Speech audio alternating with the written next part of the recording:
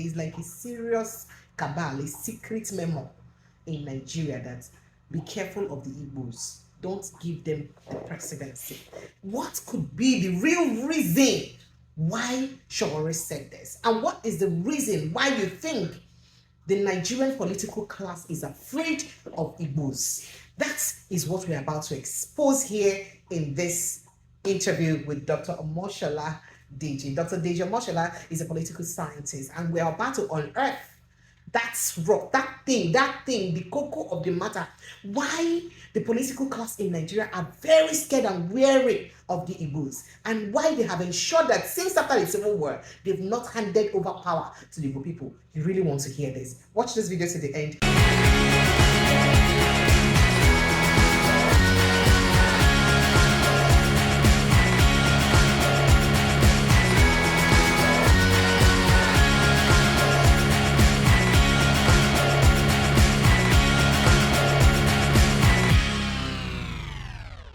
Welcome to Precious AU TV. Always a delight to be with you. So, Omoyele Sowore had an interview with the Honest Bunch, recently. That was released yesterday, Monday, by the way. And then in that interview, he did say that there is like a serious cabal, a secret memo in Nigeria that be careful of the Igbos. Don't give them the presidency.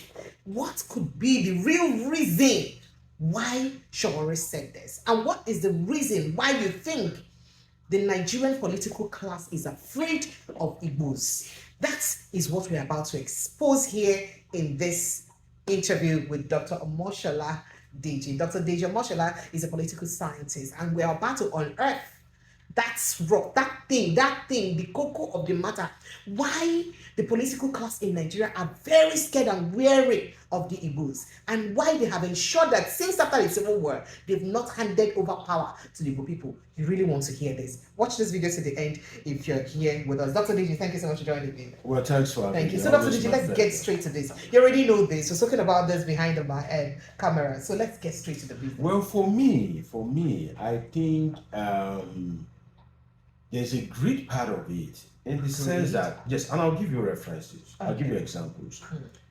When the Yorubas, during the June 12, when it happened, and Abiola was denied of his mandate, there was a national consensus that this power should be given to Yoruba people. And the power was given to Yoruba people literally on a platter of gold just to compensate them so that for what Yoruba people can continue to be feeling like a Nigerian. They can continue to be in the corporate existence of Nigeria and feel secure. And that is why the political class at that time structured it in such a way that anyhow you vote, even if you don't vote, a Yoruba man will become the president. I'll give you reference 2. When the Niger Delta, when there was so much crisis in the Niger Delta from Obasanjo's regime. Yes.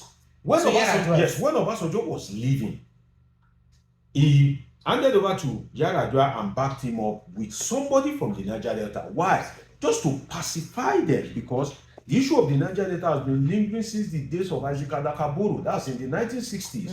And they're like, okay, these people, they are not feeling part of us and we want their money. So because we want their money, let us give them a sense of belonging. They now made them the vice president, right, in the person of Goodluck Jonathan.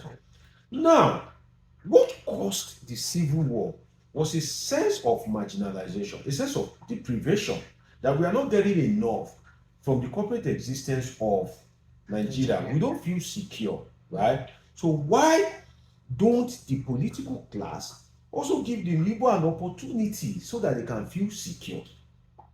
But what we have, I remember Alex Ekweme when he was made the vice president. But then we know that Nigeria is a one-man country in the true sense of it, because the president of Nigeria is a very powerful president. And we know that the president of Nigeria is like a mini God, and the deputy is more like a spare tire. And if Alex Ekweme was made the vice, what happened after then? That we can't have an Igbo man as president. Why is it that apologies to my good Yoruba people, apologies to the Hausas that are good, that are liberal-minded, but then why do we have this greed between the Hausa Fulani? By the way, in my primary school, what I always hear is Hausa, and I don't know, So yeah. but So now that we have there's Hausa yeah. Fulani. Now, the Hausa Fulanis, what happened to an Igbo man being the president of Nigeria? I don't think there's anything bad in it. It has been done in this country to pacify the Yorubas. It has been done in this country to pacify the Igbo. So if there is so much agitation for Biafra, just as there was agitation for the mandate of Abiola, just as there was agitation for the Niger Delta, for them to have more inclusivity, why can't that be for the Igbo to curb this Biafra something? Now, to talk about what Sowore said, which is that there is an unholy alliance to marginalize the Igbo. Do I have information to that effect? No, I don't. But the information that is available to me, can I work with that and will be able to get an answer? Yes, of course. All right, so let's get to Who is the president of Nigeria? Bola Ahmed Tinubu. What is the circumstance of his emergence and his continuing hold of power as a godfather in Lagos? There was an Igbophobia. Am I correct? Very well. Very correct. Which is Igbo must go. Exactly. Which That is even one. makes an Eze Nwajiago of Ajorise still in prison till today. Meanwhile, MC Olomo that made the comment that he reacted to is not the NURTW national president. National president. So, you can imagine that. And that man is still in prison. And I'm not saying anything about that man. He's still there. So you remember the statement of the wife. I've spoken about the husband now. The wife. You know. And if you look at where she said that we gradually, yes, apologies for cutting you, I need to remind Nigerians. Where she said that we'll gradually chase the Igbos away from Lagos State and collect their property. If you look, yes. If you look at people that are close to him, for instance, some of the statements that have been brought out by Bayo Ononuga, right? Oba Kyolu, you know, it was Tinubu that literally made him an Oba. Yes. Now, Abike Dabiri came to limelight based on the political connection of Asiwaju Bola Tinubu. Yes, please. She was formerly a journalist before she went to the House of Rep, right? Yes. Now, if you look at those thin lines and you connect it, somebody like Abike, and you connect it with the way government reacted when Amaka Sombege said that, you know, they start poisoning Yoruba, everywhere went up in flames. You know, in fact, Abike wrote, House of Rep wrote to the Canadian embassy or the Canadian government. They all wrote. You imagine. So, but then, Bayo Ononuga, Femi Fani-Kayode, who is a supporter of the president during the election, you know, I don't know where's that guy anyway. He hasn't been compensated. They never give him. They never give him. You go reach out. You go reach out later. I don't think so. But But the truth is that if you look at the presidency of Bola Ahmed Tinubu, you look at the people he has around him, and you look at their disposition to the Igbos. Another point that quickly comes to mind is if you look at the power structure of Nigeria, the only one that can be left out is the judiciary. And now I'm basing it on Bola Ahmed Tinubu. By the way, I don't know how many Igbo judges are in the Supreme Court, because during the Buhari time, you know, there was clamor that the Igbos was not represented. Yes. But I think Tinubu nominated an Igbo judge now, like one or two. Right. So now let us look at. But the it's power still not structure. very balanced if you look at it. So let us look at the power structure excluding the judiciary. First, the president is a Yoruba man. Shetima is an Hausa Fulani, right? Then he's from the north. Then Akpabio is from the south, and it is Tajuddin Abbas is from the north. Absolutely. So if you look at it, I think the deputy speaker will be maybe number 6, right? Yes. Is it number 6? Yes. Number 6. He says it himself. Are you sure we will not pick the chief justice before the deputy? I think you should even pick the chief justice. I think we'll pick the she's in charge of another arm of government. So now, so that means that Benjamin Kanu will be like number 8 or 10. Whoa. You know, will be like number 8 or 10. So you can imagine. And the Igbos are the third largest ethnic group in this country. So based on this evidence that I just read out, I don't have access to the memo, I'm not a friend of Sowore. I've never met him before. But based on the information available to me, it is more of maybe than maybe not. So that means it's likely to be true. Yeah, that most there likely is true. an unwritten memo, perhaps a memo somewhere, Most likely that true. has ensured that Igbos should not climb the ladder of being a president. And even let's in even Nigeria. probe further. Let's probe further. If you look at the appointment of Bola Ahmed Tinubu, if you want to rank it by order of ethnicity, I think you pick Yoruba first, then you pick the North. Of course. You know, You will even before you pick the Igbos, So it is you will fair even enough. pick South before you pick the Igbos. So it is You even pick South obvious. before you pick the Igbos. Yes, yeah, you pick the South. Yes, because you look at the Ministry of Petroleum and all Yes, that yes. important ministries. Yeah, you was pick to the South. South. And even we know in this country that the legislature is just like an appendage of the executive. You know, it was through Bola Ahmed Tinubu's anointing that this guy Akpabio became Senate president. That Akpabio became Senate president. And Abbas became speaker. Yeah, and Abbas became speaker. So if you look at it, for Akpabio to become president, he could have also been Jules Okado, who happened to be a Southeasterner. So you can see that the attitude of the presidency towards the Igbos, based on the, for instance, I think I still have that video on my phone where Remi Tinubu was saying that they will be the one to inherit the Igbos.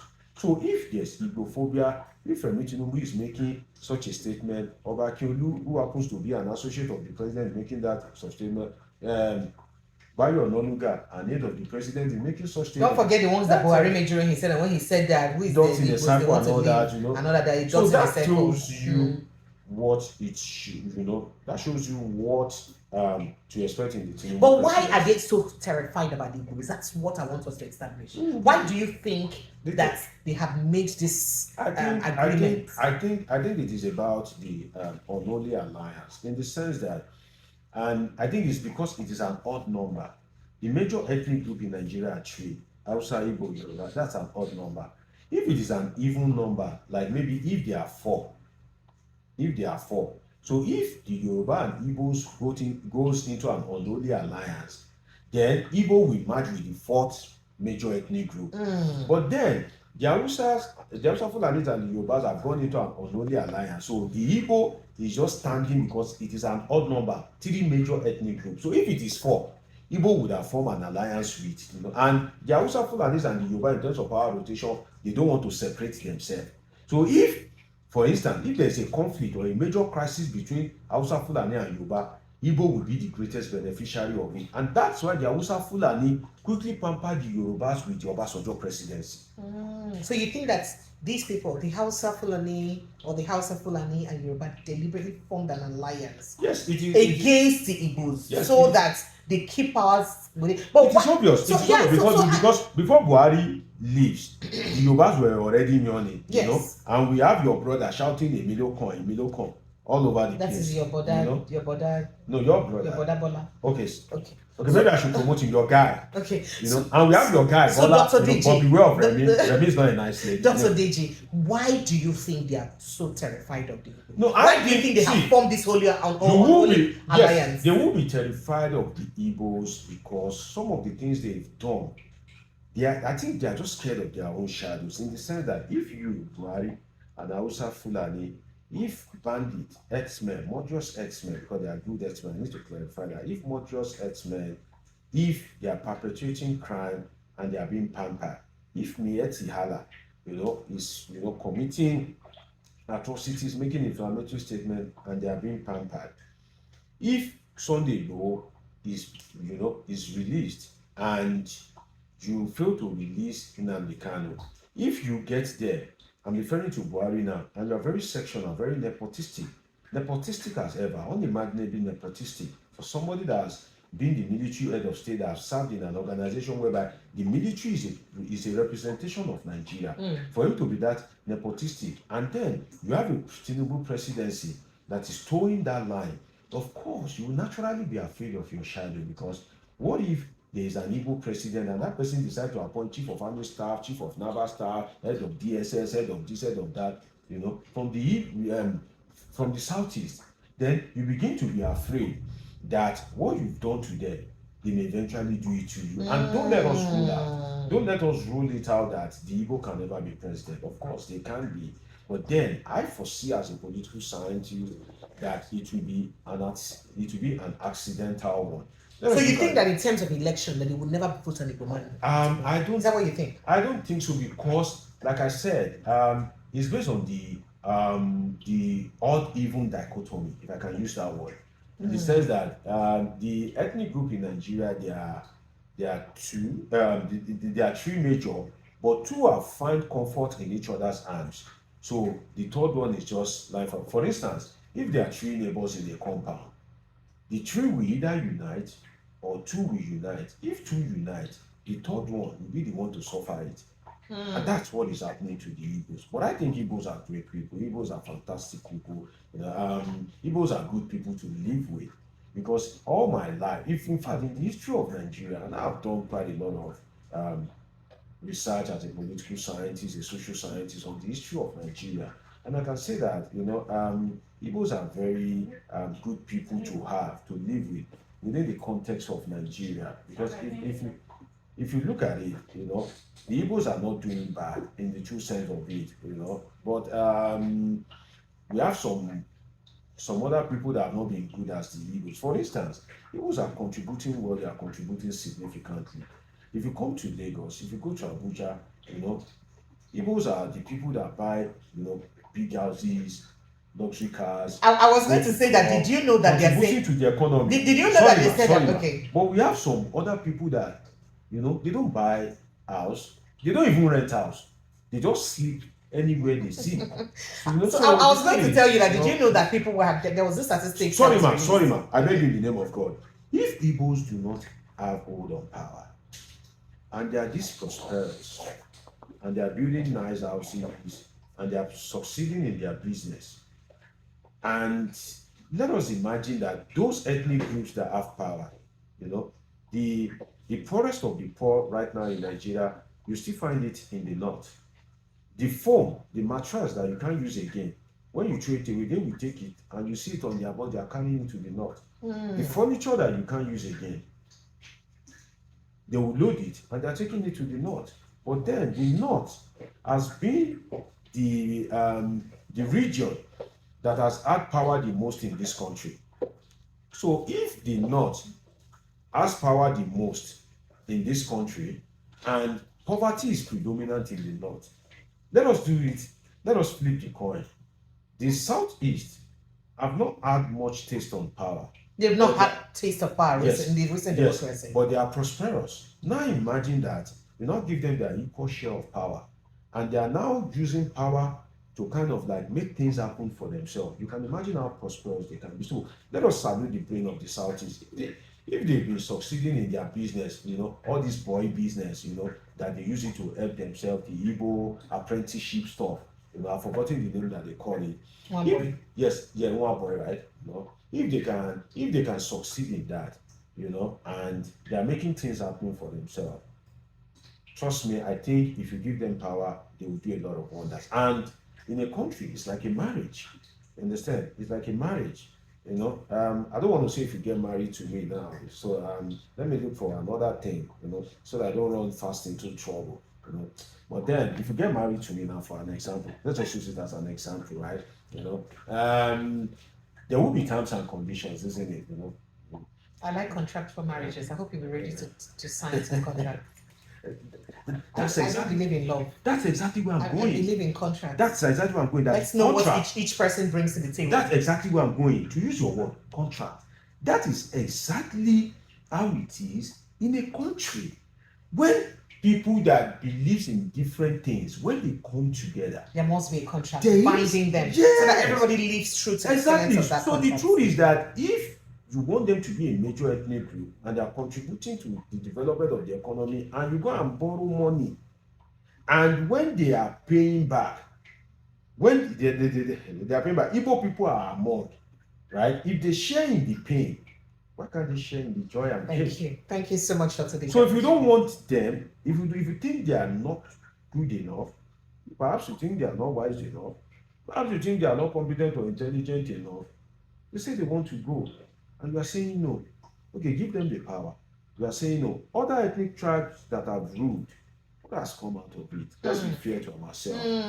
In the true sense of it. So you know what I was There going are to a lot tell of you. In fact, aside from Peter Obi, let's forget about Peter Obi for now.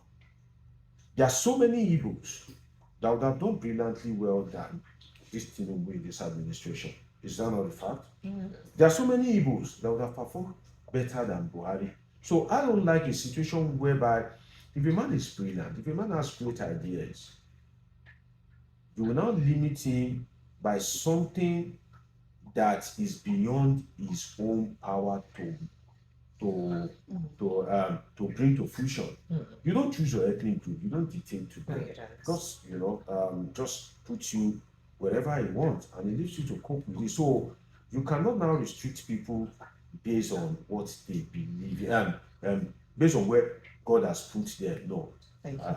Thank you, Dr. J. You know, that restriction I've been wanting to say reminds me of what we heard about Abuja, how lands were not perhaps appropriated to Igbos in Abuja, but right now Igbos own at least almost 40 to 50 or 60% of properties in Abuja, even when they did not give them. In Lagos, for instance. So it's in Lagos, for instance, it's a thing. I am a Yoruba man, so let me put this on record. In Lagos, for instance, I'm not lazy.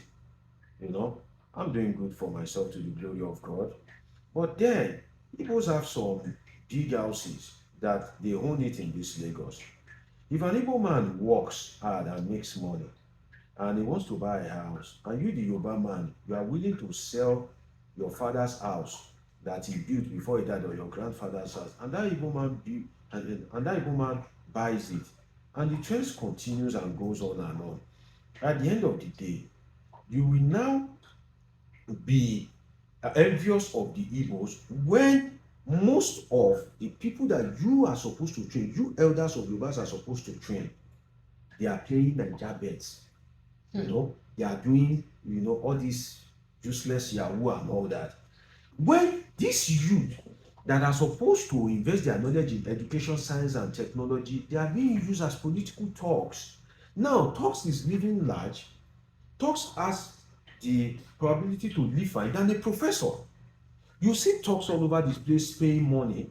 You see these NURTW guys riding fast cars, building hotels, living in fancy houses. So who is to blame for that? At the end of the day, who is the role model of these young Yorubas? Who is their role model? Thank you. Thank you so much, Dr. Deji. That question, people. That question I don't get answer for him. So at the end of the day, when people work hard and they bought the house from you and they are investing, they are turning to adding one to make it three, adding another one to make it four over time, don't get envious from them. You don't get envious of them. And if you fail to perform, don't bring ethnicity before me and say, oh, because you are a Yoruba man. That's nonsense. I don't want to hear it. Thank you. Thank you so much, Dr. Deji. All right, that's it. Kindly drop your comments on that. I really would love to share your thoughts on this. I'd like to hear what you have to say about this. Drop your comments and, of course, like and subscribe to this platform. I'll see you next time. Thank you, Dr. Deji, once more. Always not. Thank you for joining us. Bye.